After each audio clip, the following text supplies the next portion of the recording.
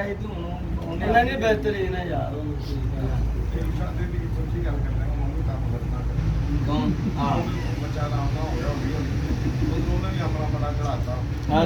ਨਹੀਂ ਨਹੀਂ ਮੇਰੀ ਗੱਲ ਸੁਣੋ ਇਹ ਤਾਂ ਸੁਣੋ ਜੀ ਪਹਿਲੇ ਤਾਂ ਸੁਣੋ ਮੇਰੇ ਕੋਲ ਬਾਰ ਦੀ ਬਾਰ ਸ਼ਕਲ ਸੁਣੋ ਵਾਹ ਜੀ ਵਾਹ ਵਾਹ ਇਹ ਤਾਂ ਨਹੀਂ ਨਾ ਭਾਜੀ ਕੋਈ ਮੈਂ ਕਹਿ ਰਿਹਾ ਵੀ ਤੁਹਾਡਾ ਵਜ਼ਨ ਲੱਗ ਗਿਆ ਤੁਹਾਦਨ ਤੇ ਉਹਦੀ ਸ਼ਕਲ ਵੇਖੋ ਵੀ ਮੈਂ ਕਿਸ ਤਰ੍ਹਾਂ ਪੇਸ਼ ਕਰ ਰਿਹਾ ਹਾਂ ਹੈ ਤੇ ਉਹ 8 ਹੀ ਨੇ ਸਾਰੇ